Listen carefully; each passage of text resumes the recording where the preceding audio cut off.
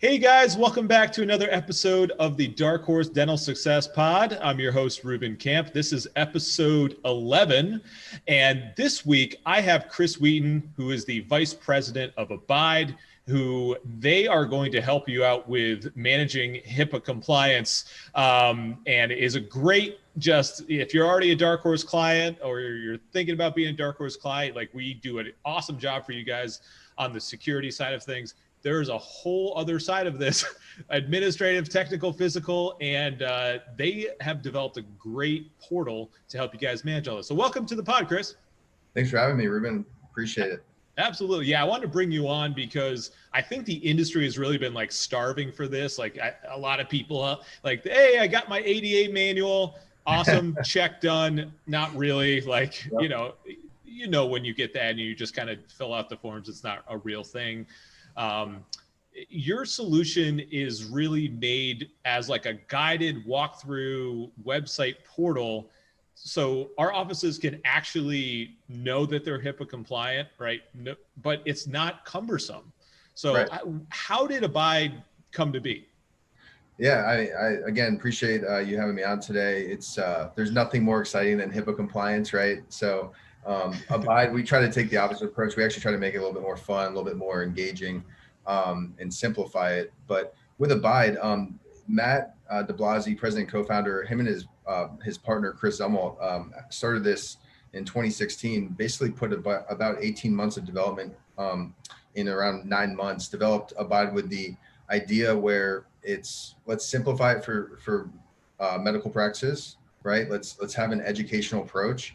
But ultimately have the solution kind of do most of the heavy lifting for them, for these practices, because they don't really know what they don't know.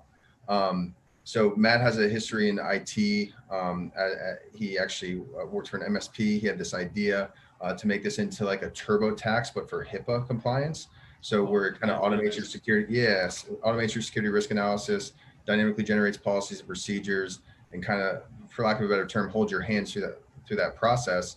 And then Chris Zumwalt, his partner, is more on the finance and the development side. So great partnership. And since then, we've been growing like crazy and getting great partnerships like Darkhorse Tech. That's awesome. Yeah, you guys have been kicking butt out there. And I wish I could use TurboTax because it was so easy. Back when you just had a W-2 and you just like put it in there. Everyone knows my background, maybe, but I used to work at Benco. So I would just get a W-2, TurboTax, done. It's a lot more complicated. We're a nationwide dental MSP. We have employees in 7 different states. I am not TurboTax eligible. However, Chris's company is going to deliver that easy, simple approach to you. I really like that analogy. So Chris, like just let's talk about like what's going on in the industry right now. Like what are you seeing? HIPAA is one of those things people, you hear either like a horror story or people just like roll their eyes. So like, what are some like real things that are happening right now just to, educate everyone? Yeah, no.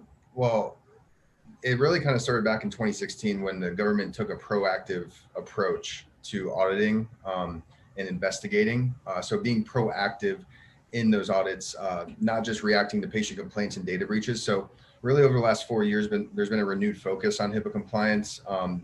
In 2019, the government, actually the Office for Civil Rights, came out and said there's going to be a patient right of access initiative.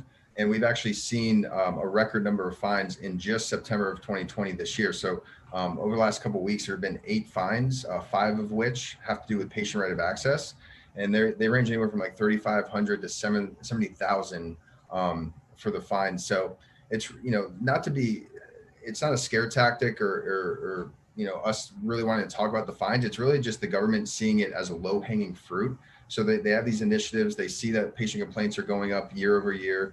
Data breaches are obviously on the rise. And really our messaging is get in front of it, get educated, and then ultimately act on your HIPAA compliance program. So you don't have to fall victim to a fine of any sort. Absolutely. So let's I'll paint a picture here. You have 2 offices. One is using Abyde and one is not, and doesn't know if they're HIPAA compliant or not. And let's say a patient complains to the OCR, right? And so there maybe an audit gets generated off of that. OCR walks into a dental office, what should an office with Abyde versus without Abyde expect to happen after that? Great question. The cool thing about Abyde, we have built-in auto protection, so they just click this little red button and we come running to the rescue, right? So really, it's about the government is gonna, and they're really not gonna walk in your office. They're gonna send you a letter, and that letter, depending it's from whether it's from a state attorney general, which starting in 2018, state attorney generals could actually actively fine or investigate and fine. They're gonna send you a letter and ask you for 10 different things, one of which being providing a security risk analysis from before the breach or the patient complaint, right? So how many practices have that? I can tell you about 6% of practices based on the latest round of government audits are actually 6%. HIPAA compliant in their eyes, right? So not to scare anybody, but the real thing is that's why we take that educational approach. First step in HIPAA compliance, get that security risk analysis done. It's a yearly requirement. And then from there, there's ongoing compliance, like having policy and procedures specific to that security risk analysis, having your training done on a yearly basis, and then ultimately continuing to have that culture of compliance, but document that culture of compliance on a year-to-year basis. Right. Yeah, that risk assessment, from what I've read in terms of like what happens after the audit takes place, that risk assessment is really a key component of the response, and really ties to how much that fine ends up being if you are non-compliant. Yeah. Basically, the government wants you to identify things you don't even know. So obviously, working with Darkhorse Tech, your dental practices, your clients are protected on the technical side, and they're doing the right thing there. But that's a common misconception where that's just kind of one piece of the puzzle. And again, probably, why Darkhorse Tech kind of sees the value in Abyde, ultimately the educational piece, but that solution that can kind of remind the practice what to do and when to do it, identify risks, implement solutions to ultimately mitigate those risks, and then have all the documentation to pass that audit. That's the most important part. Yeah, I mean, ultimately what we're talking about is protecting your patient's health information, and like the minimum you need to do that. So, if Chris's company can make that as easy as possible for, the Darkhorse people, the Darkhorse family, like I'm all in. And that's why, like, we started talking, and then it was a fairly quick process, to the point now you guys can, if you go to our website, go to partners, you'll see that Abyde Darkhorse special deal on there. It is now live and posted. So make sure you take advantage of that, especially if you're asking yourself right now, am I HIPAA compliant? Like, that's a good place to start. Yeah. So what are some common, let's say HIPAA mistakes that you see practices, not even, it's like you don't know that they don't know. What do you see out there? I think there's a lot of misconceptions, first and foremost, a lot of lack of education. Things like I get my yearly training or bi-yearly training, I get my CE credits, so I'm good, right? And that's just a misconception and ultimately a mistake. The government doesn't really care they care that it's a required thing, but they don't care if you just get your CE once a year. They actually want you to document things and have policy and procedures addressing a data breach notification, or that you actually did go through the training, all your staff was trained. New employees must be trained in a reasonable amount of time. So what does that mean? We say about 60 to 90 days.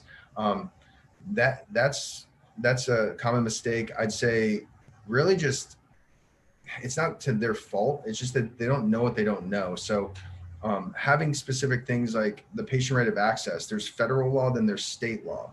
So, the federal law is 30 days. Within 30 days must provide access to patient records. Whereas in certain states, it's all the way down to 10 days or 15 days. So things like that, there's a lot of things that they just don't know. They don't have time to understand. So that's where Abyde comes in. We comb through the federal law, we comb through the state law. We make sure that every practice using Abyde, or any of our partner practices that aren't even using Abyde, we're at least giving them the tools or the education that they need to make the right decision going forward, and ultimately protecting their patient data, but ultimately their practice as well. Yeah, awesome. So just like us, like you're proactively keeping up on best practices in IT and security. Just, you guys are doing that on the HIPAA side. So, like we're both focused on the same thing. You're a dental practice owner, a manager, run the practice, right? Don't worry about all this periphery stuff. And I think HIPAA is one of those things. It's difficult, and there's a lot of gray area, and there's a lot of like misinformation out there. It's almost like COVID in a way. Like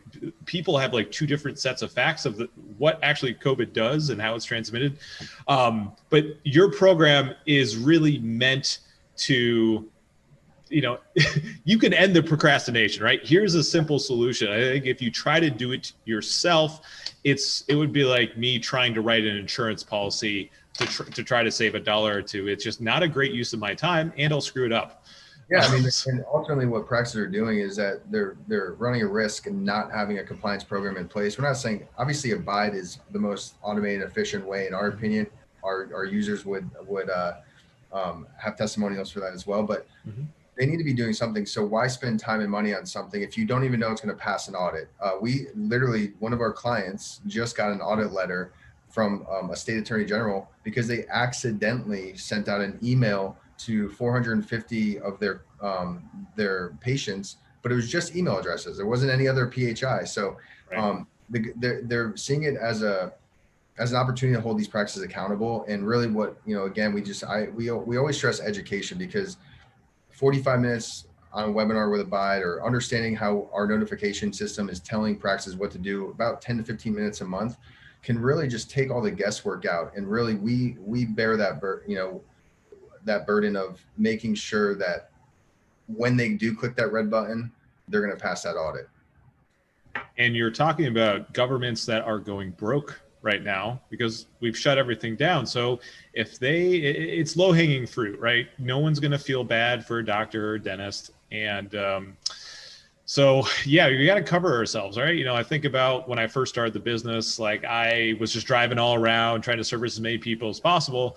But I did have what I call bread truck insurance, which is if I got hit by a bread truck, like my family was taken care of. And I kind of think of Hipaa and cyber liability kind of in that same, it is the minimum you need to do to keep your practice, because we're also talking about a high percentage of offices that go through an audit and don't have their ducks in a row, have significant business issues, right? So you have the patient side, which is like, okay, maybe you go on the wall of shame and everyone knows that you're not secure with patient information. But Chris, any final thoughts you want people to know? And then please, obviously let everyone know, but you can go to our website to take advantage of the deal, but how do they get a hold of you?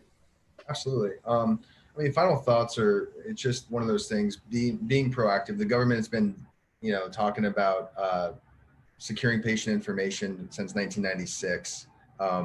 So it's 2020. I think it's time to, like, everybody just gets on the same page, and whether they use Abyde or not, just do something. And, we're extremely lucky and excited to be partnered with Darkhorse Tech and ultimately other dental associations and other dental industry leaders nationwide to roll out that message. But really my main takeaway that I want everybody to take away is just do something, act, right? To get in touch with us, Abyde.com, schedule a webinar. They're complimentary through our Darkhorse landing page. We can do a demo, we can do consultations. We have things called the Hipaa challenge and the Hipaa checklist that we've created in partnership with Darkhorse, having your logo on there. Just make sure that, again, we are part of that family. We want to make sure that every Darkhorse client, every dental practice for that matter in the country, has the tools to ultimately do something and act and put a program in place. We just make it super simple. I mean, we're flipping Hipaa on its head. We're not making it more complicated for these practices to ultimately spend more time on it. They're spending minimal time. They're making sure we're making sure they're doing the right thing, and it's less of a headache. Than they can do what they do best: patient care and driving profitability for their business. Awesome. Just make sure you take care of the Darkhorse lines first. Yeah, for sure. Yeah, that's awesome. Absolutely. Well, Chris, thank you so much for joining us. I think this is really educational. I know that's your approach. It's a consultative approach. It's an educational approach. And hey, if you want to use this, awesome. We're going to make it really simple for you. So, thank you so much for stopping by. And just keep fighting the good fight out there. Yeah, I appreciate it. It's my first podcast, so I'm excited to be part of it. And thanks for having me. Yeah, absolutely. Take care. Thanks, man.